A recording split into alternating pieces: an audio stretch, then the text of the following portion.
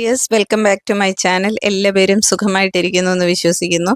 എല്ലാവരും new year ഒക്കെ നന്നായിട്ട് ആഘോഷിച്ചു എന്ന് വിശ്വസിക്കുന്നു. നിങ്ങളുടെ ന്യൂ ഇയറും ക്രിസ്മസ് ഒക്കെ എങ്ങനെയുണ്ടായിരുന്നു എന്നുള്ളത് എനിക്ക് കമൻറ്റിലൂടെ ഒന്ന് അറിയിക്കണം കേട്ടോ.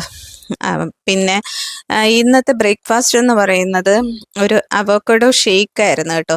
അപ്പോൾ അത് ഞാൻ വീഡിയോ എടുത്തില്ല.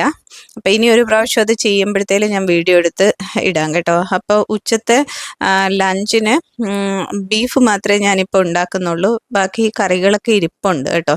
അതുകൊണ്ട് ആ ബീഫ് ഉണ്ടാക്കുന്നത് മാത്രമാണ് കാണിക്കുന്നത്. പിന്നെ ഇന്നത്തെ വീഡിയോ എന്ന് പറയുന്നത് ഒരു day in my life video ആണ്.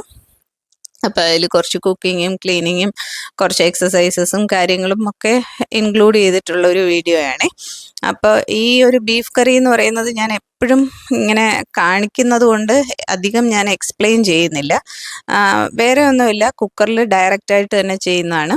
അപ്പോൾ ബീഫ് 1 കിലോ ഇട്ടിട്ടുണ്ട്. അതിലേക്ക് ഒരു 2 സവാള, പിന്നെ കുറച്ച് ഒരു 3 പച്ചമുളക്, കുറച്ച് ഇഞ്ചി വെളുത്തുള്ളി, പിന്നെ കറിവേപ്പില, മുളക് പൊടി, മല്ലിപ്പൊടി, മഞ്ഞൾപ്പൊടി, കുരുമുളക് പൊടി, ഗരം മസാല, ഉപ്പ്, എന്നിട്ട് കുറച്ച് വെളിച്ചെണ്ണയും കൂടെ ഒഴിച്ചിട്ട് അത് നന്നായിട്ടൊന്ന് മിക്സ് ചെയ്ത് കുക്കർ അടച്ചിട്ട് എനിക്ക് ഇത് ഒരു 6 വിസിൽ കേൾക്കണം കേട്ടോ. അപ്പോഴാണ് ബീഫ് നന്നായിട്ട് വെന്ത് വരുന്നത്.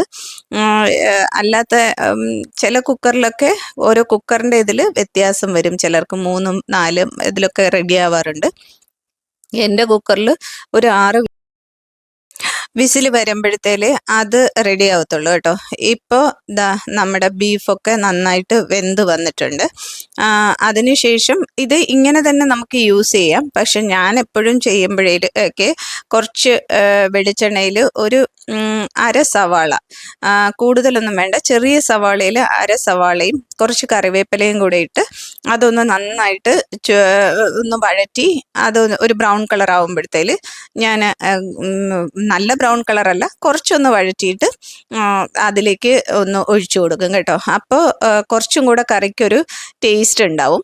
അല്ലാതെ നമുക്ക് യൂസ് ചെയ്യാം കേട്ടോ. പിന്നെ ഞാൻ ഈ ബീഫിൽ കുറച്ച് നെയ്യും കൂടെ ആഡ് ചെയ്തിട്ടുണ്ട് കേട്ടോ. മീൻസ് ബീഫിൻ്റെ നെയ്യ് തന്നെ ഇല്ലേ, അതും കൂടെ ആഡ് ചെയ്തിട്ടുണ്ട്. എന്നിട്ട് ബീഫ് വെന്തതിന് ശേഷം ഞാനത് എടുത്ത് കളയും കേട്ടോ. അപ്പോൾ കറിക്ക് കുറച്ചും കൂടെ ടേസ്റ്റും കുറച്ചും കൂടെ ഒരു തിക്നെസ്സും കിട്ടും കേട്ടോ.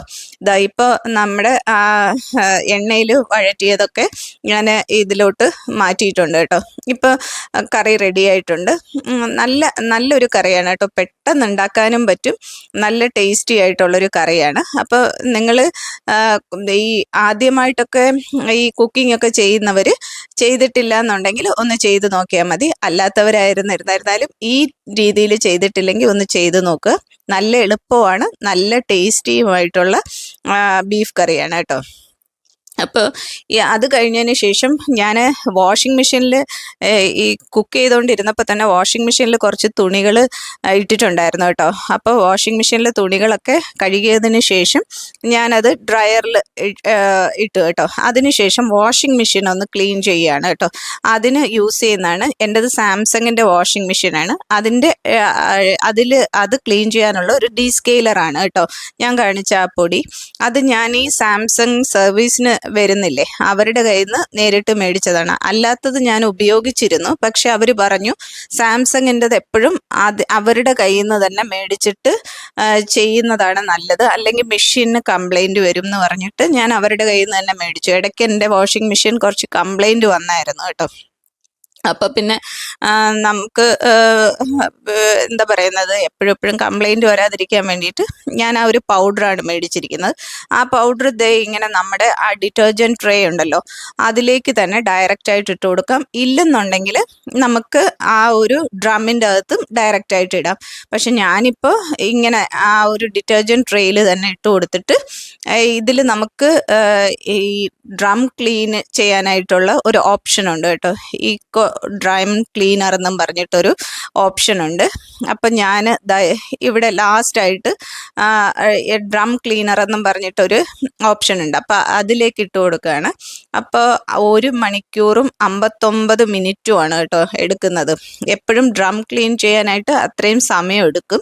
പക്ഷെ നമ്മളത് മസ്റ്റായിട്ട് ഒരു 2-3 മാസത്തിലൊരിക്കൽ അത് വാഷ് ചെയ്തിരിക്കണം.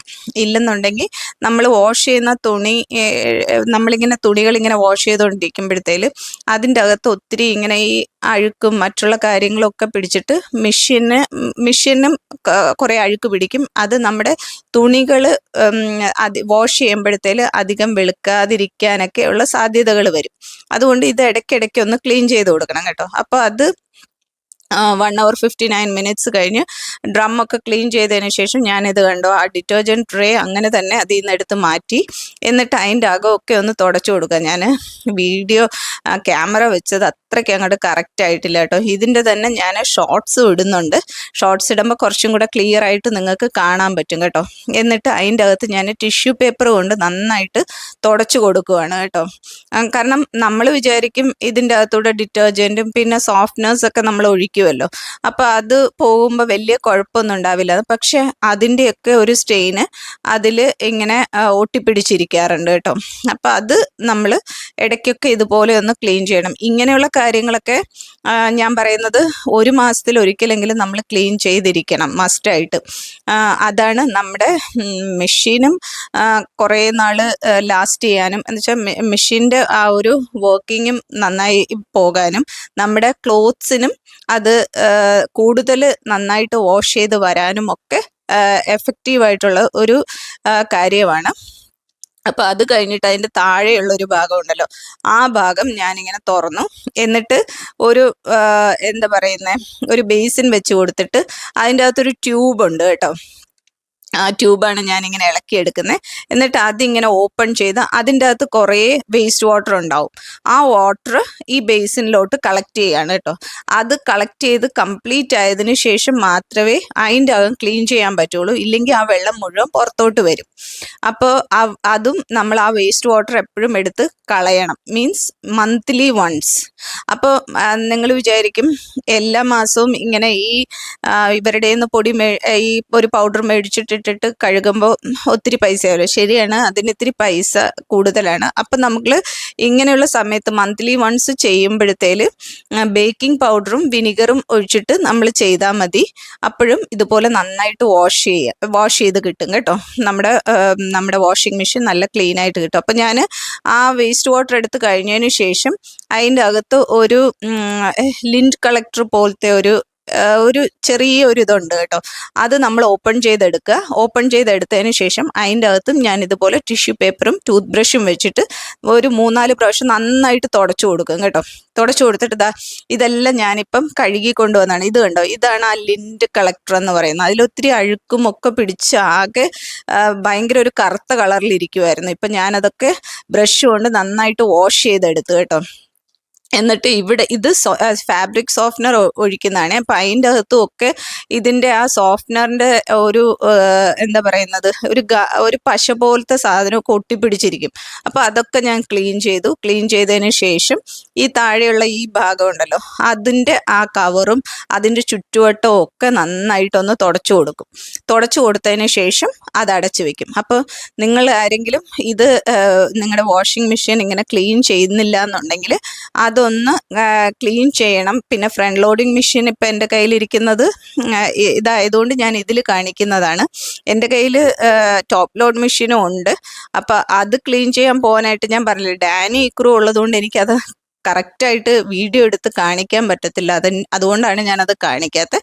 എന്നിട്ട് അതൊക്കെ ഞാൻ തുടച്ച് ഫിറ്റ് ചെയ്ത് വെച്ചതിന് ശേഷം ഇതിൻ്റെ അകത്ത് കണ്ടോ, ആ ഒരു ആ ഒരു ഇതുണ്ടല്ലോ, ആ റബ്ബർ ഇതിൻ്റെ അകത്ത് നന്നായിട്ട് ഈ സോപ്പിൻ്റെയൊക്കെ ഒരു എന്താ പറയുക, ഒരു വഴുവഴുപ്പ് ഉണ്ടാവും. അതൊക്കെ ടിഷ്യൂ പേപ്പർ കൊണ്ട് തന്നെ ഞാൻ തുടച്ച് ക്ലീൻ ചെയ്ത് കംപ്ലീറ്റ് ആയിട്ട് വാഷിംഗ് മെഷീൻ തുടച്ച് ക്ലീൻ ആക്കി വെച്ചിട്ടുണ്ട് കേട്ടോ. അപ്പം നിങ്ങൾ ആരെങ്കിലും ഇങ്ങനെ ചെയ്യുന്നില്ലെങ്കിൽ ഇതുപോലെ ഒന്ന് ചെയ്യണം കേട്ടോ. അത് നമ്മുടെ വാഷിംഗ് മെഷീൻ്റെ ലൈഫിന് ഒത്തിരി നല്ലതാണ് കേട്ടോ. കൂടുതൽ കാലം നിലനിൽക്കാനായിട്ട് അത് സഹായിക്കും.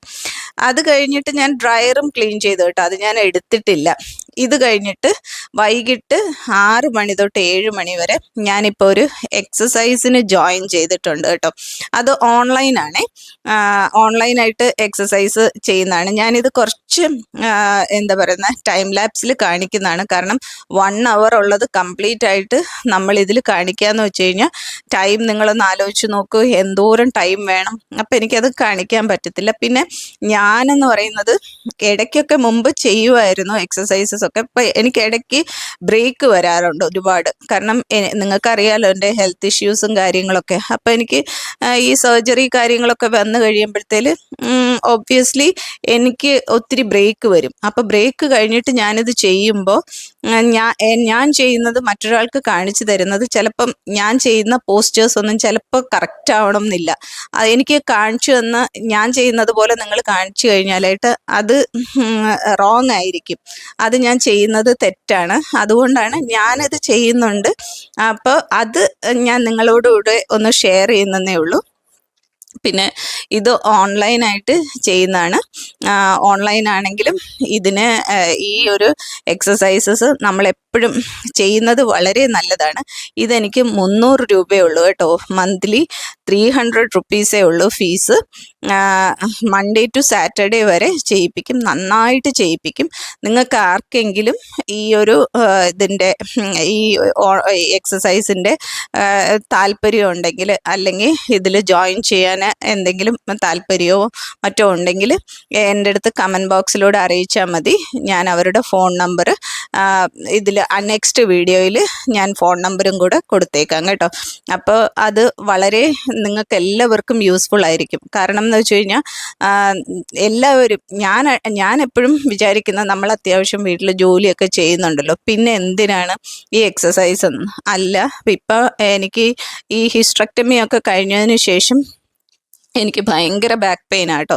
ബാക്ക് പെയിനും അതെ, പിന്നെ ജോയിൻസ് ഒക്കെ ഭയങ്കര പെയിൻ. ഞാനപ്പോൾ ഓർത്തോയിലും ഒക്കെ ഞാൻ മാറി മാറി കാണിച്ചു. അപ്പോൾ ഡോക്ടേഴ്സ് പറഞ്ഞത് എൻ്റെ മസിൽസ് ഭയങ്കര വീക്കാണ്, മസിൽ വേസ്റ്റേജും ഒരുപാടുണ്ട്.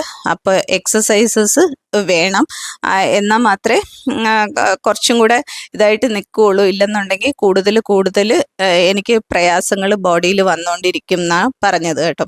അപ്പോൾ എനിക്ക് എക്സസൈസ് ചെയ്യാന്ന് പറഞ്ഞാൽ ഇതുപോലെ മടിയുള്ള ഒരു കാര്യം വേറെ ഒന്നുമല്ല. പിന്നെ എനിക്ക് വേറെ ഒരു ഇതെന്ന് പറഞ്ഞു കഴിഞ്ഞാൽ ഇപ്പോൾ ഈ ഹിസ്റ്ററക്ടമി കഴിഞ്ഞ പിന്നെ ഞാൻ വെയിറ്റ് ഒരുപാട് ഗെയിൻ ചെയ്യുന്നുണ്ട്. പക്ഷേ ഈ എക്സസൈസസിലൂടെ എനിക്ക് വലിയൊരു വെയിറ്റ് ലോസ് ഞാൻ പ്രതീക്ഷിക്കുന്നില്ല. കാരണം ഇതൊക്കെ ചെയ്ത് കഴിയുമ്പോൾ എനിക്ക് പൊതുവേ വിശപ്പ് കൂടാറാണ് പതിവ്. അപ്പം എന്തുകൊണ്ട് ഓരോ ബോഡി ഓരോ രീതിയിലാണ് കേട്ടോ. ഞാൻ എൻ്റെ ബോഡിയുടെ കാര്യമാണേ പറയുന്നത്. എല്ലാവരുടെയും ബോഡി അങ്ങനെ ആവണമെന്ന് ഞാൻ പറയുന്നില്ല. വർക്കൗട്ട് ചെയ്യുന്നത് വെയിറ്റ് ലോസിനും ഒരുപാട് ഗുണം ചെയ്യുന്നതാണ്. അങ്ങനെ ഒരുപാട് പേർക്ക് ഗുണം ചെയ്യാറുമുണ്ട്. പിന്നെ ഡയറ്റും ഇതിൻ്റെ കൂടെ കൺട്രോൾ ചെയ്ത് പോകണം. നമ്മൾ ഡയറ്റും കൂടെ നോക്കിയിരുന്നാൽ മാത്രമേ നമുക്ക് വെയിറ്റ് ലോസും ഉണ്ടാവത്തുള്ളൂ. അപ്പം ഞാനിപ്പോൾ മെയിനായിട്ട് ഉദ്ദേശിക്കുന്നത് വെയിറ്റ് ലോസ് എനിക്ക് വേണം, അത് മസ്റ്റായിട്ടുള്ള കാര്യമാണ്. പക്ഷേ ഈ വർക്കൗട്ടിലൂടെ എനിക്ക് എത്ര വെയിറ്റ് ലോസ് കിട്ടും എന്ന് എനിക്ക് അറിഞ്ഞൂടാ. പക്ഷെ ഞാൻ ഡയറ്റും ചെയ്യുന്നുണ്ട് എന്നെക്കൊണ്ട് പറ്റാവുന്ന രീതിയിൽ. പിന്നെ ഞാനെന്ന് പറയുന്ന ഒരുപാട് മെഡിസിൻസ് എടുക്കുന്നുണ്ട്. അപ്പോൾ ആ മെഡിസിൻസിൻ്റെതായിട്ടുള്ള ഒരു സ്റ്റൊമക്കിൽ ഒരു എന്താ പറയുന്നത്, ഒരു വിശപ്പ് കൂടുന്ന ഒരു സാഹചര്യമൊക്കെ ഉണ്ടാവാറുണ്ട്. മെഡിസിൻസ് ഒക്കെ കഴിക്കുന്നവർക്കറിയാം. അപ്പോൾ ഇങ്ങനെയുള്ള മെഡിസിൻസ് കഴിക്കുമ്പോൾ വിശപ്പ് പൊതുവേ കൂടുതലാണ്. അപ്പം അതിൻ്റെതായ എന്നാലും ഞാൻ കൺട്രോൾ ചെയ്യുന്നുണ്ട്. അപ്പം അതെനിക്ക് പിന്നെ പൊതുവേ എൻ്റെ ബോഡി എന്ന് പറയുന്നത് വെയിറ്റ് പെട്ടെന്ന് ഗെയിൻ ചെയ്യുന്ന ഒരു ബോഡിയാണ്. അത്രയും പെട്ടെന്ന് വെയിറ്റ് ലോസ് വരത്തില്ല. അപ്പോൾ അതിൻ്റെ ഒരു ബുദ്ധിമുട്ടും കൂടി ഉണ്ട്. പിന്നെ ഞാനിപ്പോൾ ഈ എക്സസൈസസ് ചെയ്യുന്നതിൻ്റെ പ്രധാന കാരണം എന്ന് പറഞ്ഞു കഴിഞ്ഞാൽ എൻ്റെ ബോഡിയുടെ പെയിൻ എനിക്കൊന്ന് ഇതാക്കണം. മസിൽ പെയിൻ ഭയങ്കര കൂടുതലാണ്. അപ്പോൾ ഡോക്ടർ പറഞ്ഞെന്ന് ഞാൻ പറഞ്ഞില്ലേ, ഇങ്ങനെ മസിൽ വേസ്റ്റേജും ഉണ്ട്, പിന്നെ മസിൽസൊക്കെ ഭയങ്കര വീക്കാണെന്ന്. അപ്പോൾ എൻ്റെ മസിൽസിനെ ഒന്ന് സ്ട്രെങ്തൻ ചെയ്യുക, കുറച്ച് ഹെൽത്തി ആയിട്ടിരിക്കുക, അതിനു വേണ്ടി മാത്രമാണ് ഞാൻ ഈ എക്സസൈസസ് മുഴുവൻ ചെയ്യുന്നത്. അല്ലാണ്ട് എനിക്ക് പറ്റിയിട്ടൊന്നുമല്ല. ഞാൻ പിന്നെ ഈ എക്സസൈസ് മാത്രമല്ല ചെയ്യുന്നത്, ഇത് രാത്രി 7 തൊട്ട് 8 വരെയാണ് കേട്ടോ ഈ എക്സസൈസസ്. 1 hourേ ഉള്ളൂ. അപ്പം ഞാൻ പറഞ്ഞതുപോലെ നിങ്ങൾക്ക് ആർക്കെങ്കിലും താല്പര്യമുണ്ടെങ്കിൽ കമൻറ്റ് ബോക്സിലൂടെ എന്നെ അറിയിച്ചാൽ ഞാൻ തീർച്ചയായിട്ടും നമ്പർ ഡിസ്ക്രിപ്ഷൻ ബോക്സിൽ കൊടുക്കുകയോ അല്ലെങ്കിൽ വീഡിയോയിൽ ആഡ് ചെയ്യുകയോ ചെയ്യാം കേട്ടോ. ഞാൻ ഈ എക്സസൈസസ് മാത്രമല്ല ചെയ്യുന്നത്, ഇതിൻ്റെ കൂടെ ഞാൻ യോഗയും കൂടെ ചെയ്യുന്നുണ്ട് കേട്ടോ. അപ്പോൾ രാവിലെ ഞാൻ യോഗ ചെയ്യും 1 hour, വൈകിട്ട് 1 hour എക്സസൈസും ചെയ്യും. അപ്പോൾ എൻ്റെ ബോഡിയിൽ അത്രയും ഒരു ഫ്ലെക്സിബിലിറ്റിയും മസിൽസും ഒക്കെ ഇതാവാൻ വേണ്ടിയിട്ടാണ്. പിന്നെ യോഗ ചെയ്യുന്നത് മെയിൻലി എൻ്റെ മൈൻഡിൻ്റെ ഒരു ഇതിന് വേണ്ടിയിട്ടാണ്, മൈൻഡ് സ്ട്രെങ്തൻ ചെയ്യാൻ വേണ്ടിയിട്ടാണ്. കാരണം അതിൽ കുറേ മെഡിറ്റേഷൻസ് ഉണ്ട്, അങ്ങനെയുള്ള കാര്യങ്ങളൊക്കെ ഉണ്ട്. അപ്പോൾ കുറച്ച് stress free, anxiety free, mentally കുറച്ച് ഹെൽത്തി ഒക്കെ ആയിരിക്കാൻ വേണ്ടിയിട്ടാണ് ഞാൻ യോഗ ചെയ്യുന്നത്. എന്ന് വെച്ച് കഴിഞ്ഞാൽ ഇപ്പോൾ ഞാൻ പറഞ്ഞിട്ടില്ലേ, വീട്ടിൽ ഞാനും ഹസ്ബൻഡും മാത്രമേ ഉള്ളൂ. മക്കൾ 2 പേരും ഇവിടെയല്ല, അവർ പുറത്താണ്. അവർ പോയിട്ട് ഇപ്പോൾ 2.5 വർഷമായി, ഇതുവരെയും വന്നിട്ടില്ല. അപ്പം ഞാൻ എൻ്റെ മക്കളെ ഒരു ദിവസം പോലും പിരിഞ്ഞിരുന്നിട്ടില്ല ഡെലിവറി കഴിഞ്ഞ പിന്നെ. അപ്പം ആദ്യമായിട്ടാണ് അവരിങ്ങനെ പോയതും ഇപ്പോൾ ഒരു 2.5 വർഷം കഴിഞ്ഞതും. എന്നിട്ട് ഇതുവരെ മക്കളെ കാണാൻ പറ്റുന്നില്ല എന്നുള്ള ആ ഒരു വിഷമം എനിക്ക് നല്ലതുപോലെ ഉണ്ട്. അത് നിങ്ങൾക്ക് അമ്മമാർക്ക് മനസ്സിലാവുമായിരിക്കും. അപ്പം അതിൻ്റെ വിഷമമുണ്ട്. അതെന്നെ കുറച്ച് എന്താ പറയുന്ന ഒരു ഡിപ്രസ്ഡ് മൂഡിലോട്ട് എത്തിക്കുന്നുണ്ട്. പിന്നെ ഈ ഹിസ്റ്ററക്ടമി, ടോട്ടൽ ഹിസ്റ്ററക്ടമി ആയിരുന്നു എനിക്ക്.